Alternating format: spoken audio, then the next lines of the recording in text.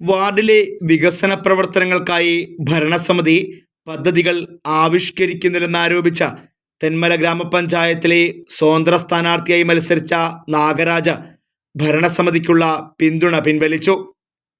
ഇത് സംബന്ധിച്ച Thenmala ward member Nagaraja സെക്രട്ടറിക്ക് അറിയിപ്പ് നൽകി. പിന്നെ 9 ഭരണസമിതി അംഗങ്ങളാണുള്ളത്. എൻ്റെ പിന്തുണ പിൻവലിച്ച് ഇപ്പം 8 അംഗങ്ങളായി പകുതി അംഗങ്ങളുടെ പിന്തുണയിലാണ് നിൽക്കുന്നത്. അപ്പോൾ ഈക്വലായി 8+8 16 അല്ലേ? അത് മറ്റൊരു സ്വതന്ത്രനും കൂടെ ഉണ്ട്. അതിലാണ് 7 UDF അംഗങ്ങളും 7 LDF അംഗങ്ങളാണ് നമ്മുടെ പഞ്ചായത്തിലുള്ളത്. 2 സ്വതന്ത്രരുണ്ട്. മറ്റയാളുടെ നിലപാട് ഞാൻ ചോദിച്ചിട്ടില്ല.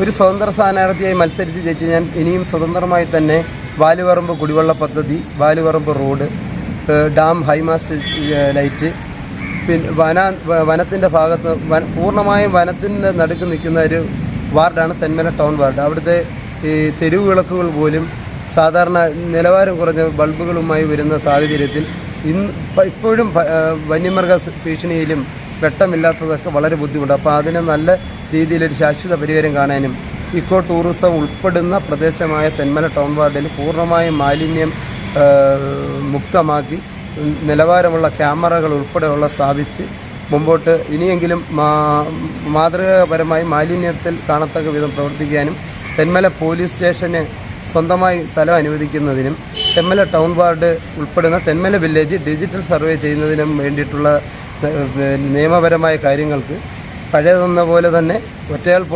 പോരാട്ടമായാലും ധീരമായിട്ട് ഞാൻ മുന്നോട്ട് പോകാൻ തന്നെയാണ് തീരുമാനിച്ചിരിക്കുന്നത്. ഇതോടെ കോൺഗ്രസ് ഭരിക്കുന്ന തെന്മല ഗ്രാമപഞ്ചായത്ത് ഭരണസമിതിയുടെ പിന്തുണ 8 അംഗങ്ങളിലായി ചുരുങ്ങി. നിലവിൽ UDFനും LDFനും 7 വീതവും 2 സ്വതന്ത്രരുമാണ് തെന്മല ഗ്രാമപഞ്ചായത്തിലെ കഴിഞ്ഞ തദ്ദേശ തെരഞ്ഞെടുപ്പിൽ വിജയിച്ചത്. 2 സ്വതന്ത്ര സ്ഥാനാർത്ഥിമാരുടെ പിന്തുണ കൂടി നേടിക്കൊണ്ടാണ് കോൺഗ്രസ് അധികാരത്തിലെത്തിയത്. വാർഡിലെ വികസന പ്രവർത്തനങ്ങൾക്കൊന്നും കാര്യക്ഷമമായ പദ്ധതികൾ ഭരണസമിതി നടപ്പിലാക്കുന്നില്ലെന്നാരോപിച്ചാണ് നാഗരാജ പിന്തുണ പിൻവലിച്ചിരിക്കുന്നത്.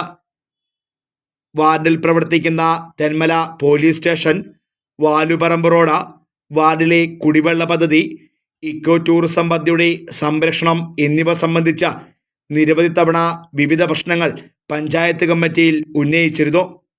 എന്നാൽ തുടർ പ്രവർത്തനങ്ങളോ പുതിയ പദ്ധതികളോ ഒന്നും ഉണ്ടായില്ലെന്ന് നാഗരാജ് പരാതി പറയുന്നു. സംഭവവുമായി ബന്ധപ്പെട്ട് ബുധനാഴ്ച പഞ്ചായത്ത് സമിതി യോഗവും ചേരുന്നുണ്ട്.